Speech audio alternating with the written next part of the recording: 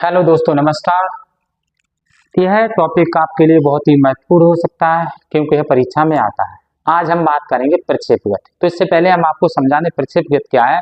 कि जब किसी पिंड को एक प्रारंभिक वेग से ऊर्ध्वाधर दिशा से भिन्न किसी दिशा में फेंका जाता है, यानी ऊपर की ओर नहीं, ऊर्ध्वाधर से भिन्न किसी दिशा में फेंका जाता है, तो वह गुरुत्वीय त्वरण के अंतर्गत ऊर्ध्वाधर तल में एक वक्र पथ पर यानी वक्र पथ पर गति करता है।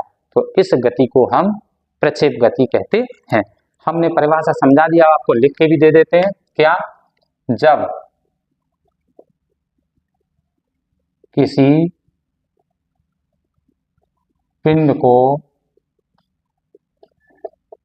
प्रारंभिक वेग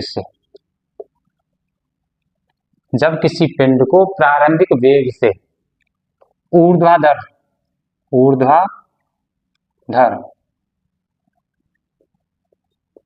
तल से भिन्न, ऊर्ध्वाधर दिशा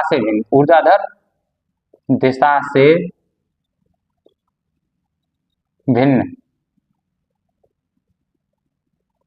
दिशा में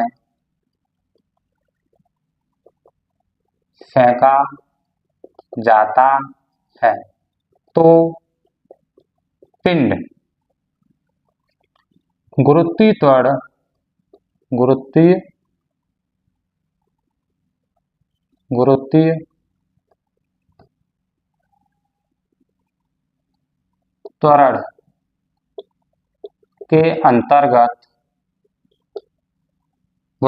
के अंतर्गत ऊर्ध्वाधर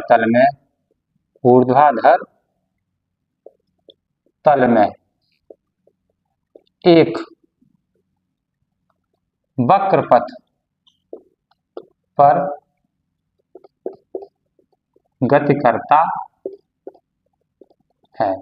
इसे प्रक्षेप्य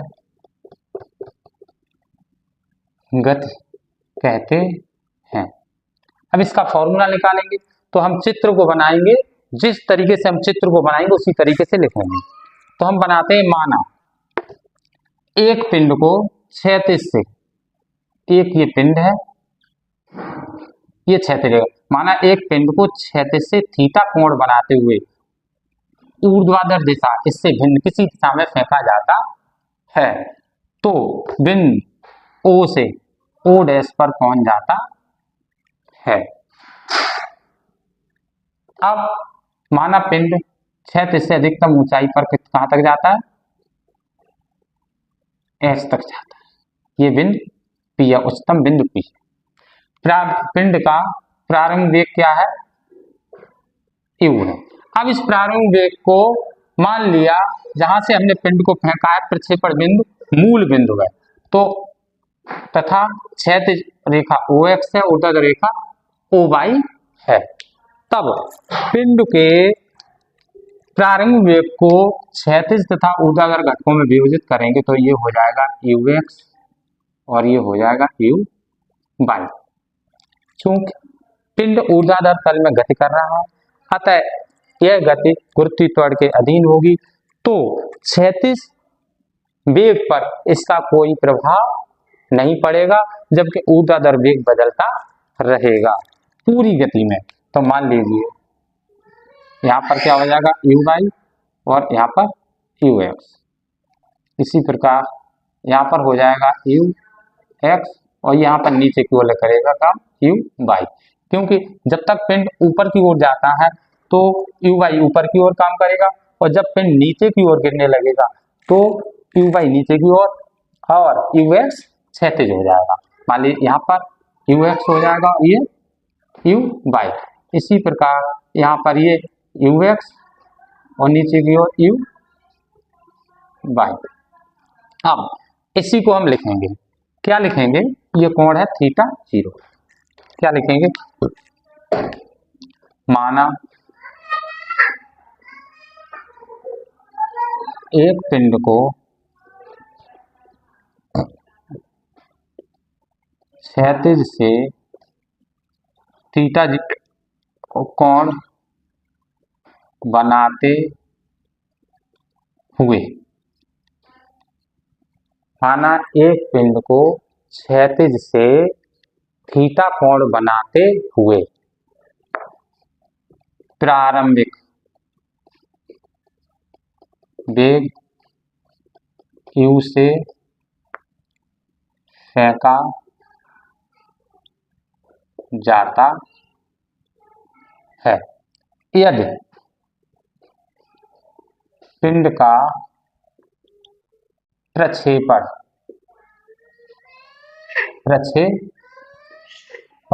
बिंदु मूल बिंदु O तथा क्षैतिज रेखा OX तथा ऊर्ध्वाधर रेखा OY हो तो प्रारंभिक वेग u को क्षैतिज तथा ऊर्ध्वाधर घटकों में वियोजित करने पर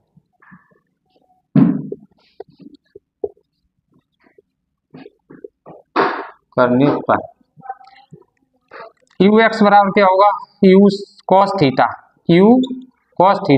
0 और uy बराबर u sin थीटा 0। पिंड की गति गुरुत्वाकर्षण g के अंतर्गत है, अतः गुरुत्वाकर्षण नीचे की ओर काम करता है तो क्षैतिज वेग अचर रहेगा लेकिन ऊर्ध्वाधर वेग बदलता रहेगा। तो इसको भी लिखेंगे, यह है गति गुरुत्वीय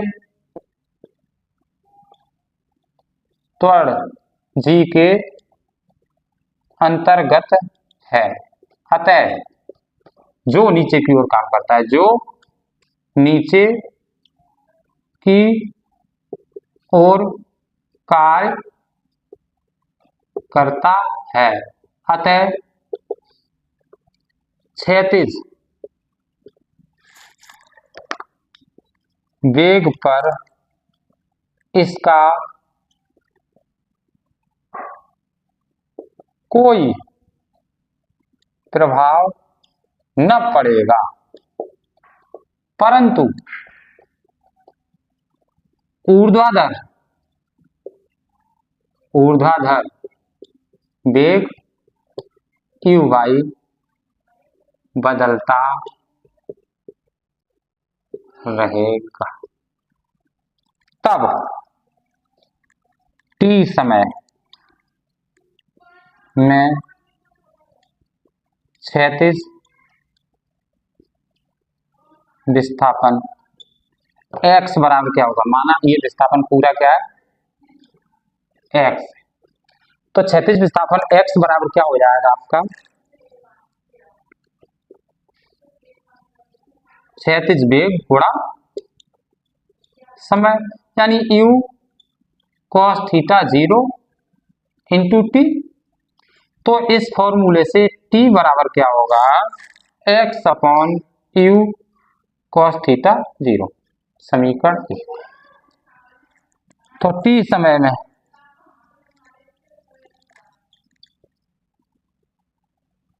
ऊर्ध्वाधर विस्थापन y इज इक्वल टू क्या होगा ऊर्ध्वाधर विस्थापन y बराबर क्या होगा आपका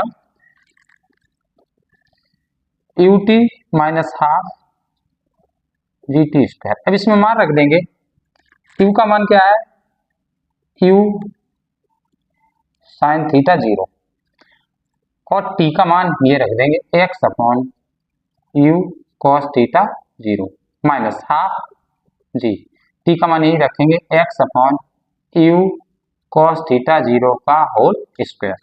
तो y इज इक्वल टू क्या हो जाएगा u से u कट जाएगा और ये हो जाएगा x tan थीटा 0 माइनस क्या हो जाएगा g अपॉन यू का वर्ग हो जाएगा, 2 ये आ जाएंगे, 2u² और cos square theta 0 into x square, जो एक द्विघात समीकरण है। अतः इससे सिद्ध होता है जो कण का पथ होगा वह एक परवलयाकार पथ होगा। फिर से समझ लें, प्रक्षेप गति, जब किसी पिंड को प्रारंभ वेग से ऊर्ध्वाधर दिशा से किसी भिन्न दिशा में फेंका जाता है तो यह पिंड गुरुत्वीय त्वरण के अंतर्गत ऊर्ध्वाधर तल में एक वक्र पथ पर गति करता है, उसे हम प्रक्षेप गति कहते हैं। अब हमने माना चित्र को देखकर एक पिंड है जो क्षैतिज से थीटा कोण बनाते हुए प्रक्षेपित किया जाता है। फिर से क्या माना, एक पिंड है जो क्षैतिज से थीटा कोण बनाते हुए प्रारंभ वेग u से फेंका जाता है। चित्र को देख लें, कुछ भी नहीं है। तब यदि पिंड का प्रक्षेपण बिंदु मूल बिंदु क्षैतिज रेखा OX तथा ऊर्ध्वाधर रेखा OY हो तो प्रारंभ वेग u को क्षैतिज तथा ऊर्ध्वाधर घटकों में विभाजित करने पर ux बराबर u cos थीटा, uy बराबर u sin थीटा। अब यह गर्त गुरुत्वीय त्वरण के अधीन है, अतः यह जो गुरुत्वीय त्वरण है नीचे की ओर कार्य करता है क्योंकि पृथ्वी प्रत्येक वस्तु अपने केंद्र की ओर खींचती है, इसीलिए क्षैतिज वेग पर इस गुरुत्वीय त्वरण का कोई प्रभाव नहीं पड़ेगा, अर्थात ux अपरिवर्तित रहेगा, परंतु ऊर्ध्वाधर गति में गुरुत्वीय त्वरण कार्य करता है। अतः पूरे पथ पर यानी पूरी गति में ऊर्ध्वाधर वेग बदलता रहेगा। अतः t समय में क्षैतिज विस्थापन x बराबर क्षैतिज वेग गुणा समय, क्षैतिज वेग u cos थीटा, समय t, तो t बराबर क्या हो जाएगा, x upon u cos theta 0। Equation first. ऊर्ध्वाधर विस्थापन क्या हो जाएगा, y equal to ut minus half gt square से, क्योंकि इसमें गुरुत्वीय त्वरण प्रारंभिक वेग है, वो ऊर्ध्वाधर वेग है, वो हमेशा बदलता रहता है क्योंकि गुरुत्वीय त्वरण के अधीन गति है। इसीलिए y इक्वल टू गति का हम दूसरा समीकरण लेंगे, y equal to ut minus half gt square, u का मान u sin theta half g और t का मान वहां से इस समीकरण फर्स्ट ये रख दिया तो क्या हो जाएगा, u से u कट जाएगा, sin अपॉन cos थीटा बराबर tan थीटा और ये x ही आ गया माइनस हाफ और x का x स्क्वायर हो गया, u cos थीटा का cos square, u square cos square theta 0, तो y बराबर ये समीकरण निकला जो प्रक्षेप गति का समीकरण है, जो द्विघात समीकरण है। अतः इससे सिद्ध होता है जो गति है वो एक परवलयाकार पथ पर गति करता है।